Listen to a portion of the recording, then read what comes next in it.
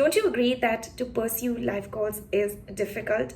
The discipline to do what is necessary is far from easy, which is why it becomes critical to examine the relationship, one that you have with yourself, and also the relationship that you have with people around you. And this is where having healthy boundaries comes into picture.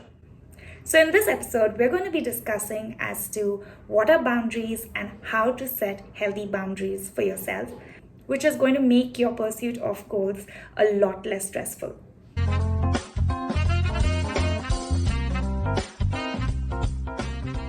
Hey you, and welcome back to another episode of Up It and the Actionables podcast. In case we haven't met already, my name is Peyton.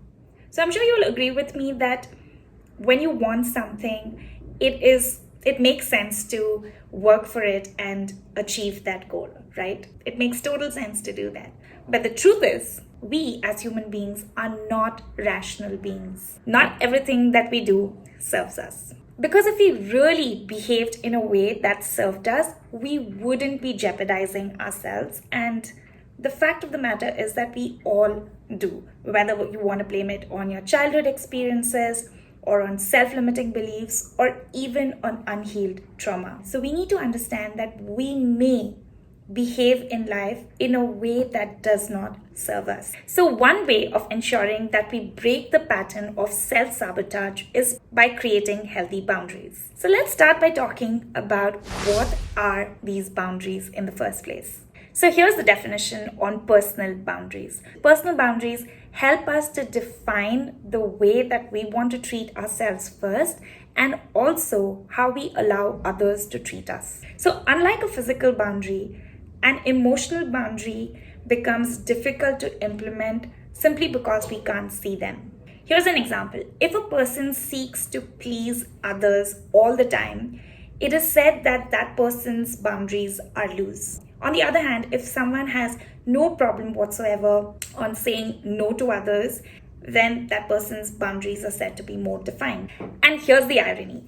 Even though everyone has these boundaries, not everyone is aware of them. Like the person who wants to please others all the time may not even be conscious about what they are doing. Similarly, the person who has no trouble saying no whatsoever to others may just believe that's just who they are, even though they have a healthy boundary in place. So by learning to create boundaries, we are actually training others how we would want to be treated by them. For example, we all know that children grow up by imitating their parents. What they see their parents do, they believe it to be the right thing to do, since parents are, after all, the first role models for children. In most cases where parents don't consciously parent their children, children may grow up without even understanding something called as boundaries. And this stuff isn't taught in school. Those young children, without being taught about the importance of healthy boundaries, grow up to be adults who aren't aware of boundaries, and they behave in same way as their parents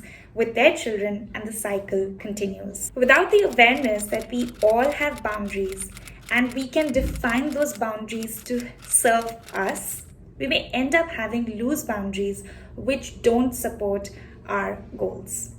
So I'm curious, are you aware of your boundaries? Comment below and let's chat. So if you invest the time to figure out what your personal boundaries are, you will not just know how you want to be treated by someone else, but also how you would like to treat your own self. By taking the time to create healthy boundaries in all areas of your life, you're setting yourself up to feel more empowered, be more healthier emotionally, which is a key ingredient and a necessity if you are serious about pursuing your life goals. So here are the benefits of setting healthy boundaries. Number one is it amplifies your sense of being. When you know what you want, what your expectations are, and what is acceptable and what isn't, it will make you feel empowered, and that is a great healthy place to start pursuing your life goals from. Second is it protects your energy. When others know what you will accept, what you will tolerate, also what is absolutely unacceptable to you, it will help you conserve your energy. And believe me, that will bring in a lot less drama. And there'll be a lot less negativity in your life. And number three is it will support you with your goals. You're more likely to hold yourself accountable to do the things that you say that are required to be done for you to move toward your goals. So now let's discuss how to set healthy boundaries in different areas of your life. Now on a large sheet, divide it into two different columns and name it physical self and emotional self. Under physical self, you're going to write down body. You're going to write down eating habits and consumption of alcohol if you do, and working out. Under each of these items, take the time to ask yourself what you would like to do, what is acceptable and what isn't. For example, eating habits, going to eat healthy minimum 6 times a week. Under working out, exercise first thing in the morning, minimum 6 times a week. Next item could be material, money, or any other material related. You can add as many items that you like. Similarly, under emotional self, there would be mind, where I would write down meditation or self-reflection could be an item. So it could look like meditate every day for a minimum 20 minutes. Next, when I'm feeling low or disappointed, I choose to write down my thoughts, and the boundary I've created is I'm allowed to cry, weep, do anything that will make me feel better. I give myself the space to feel the emotions that I'm feeling. Next item could be emotions, then expectations. And once you're done with the exercise with yourself, you need to move on to with others. So same way, under physical self, with others, first line item could be proximity. How comfortable do you feel with someone when you're talking to them in person? If you don't feel comfortable, communicate it to the person immediately, saying, I'm not comfortable, can you take a step back? Another item could be intimacy. If you're dating someone, you have the right to determine how soon you want to get intimate with them, if at all. And your boundaries are your own. So don't allow someone else to tell you what is right or wrong. You do what feels right for you. So think of other line items such as, do you like being hugged or not? Is it okay for someone to touch you on your shoulder while talking, or does it bother you? And so on and so forth. Similarly, do the same under emotional self with others. Sharing ideas with someone at work or even a loved one. Expressing your emotions to a loved one, expressing your values and beliefs. The line items can be as short or long as you want. Every time you're in a situation and you don't feel sure of how you feel, it's good to do this exercise. Ask yourself, how do you really feel about this particular thing? Does this situation make you uncomfortable in any way? Now, the point of doing this exercise is to first obviously create the boundaries, but the next part is to communicate it to others.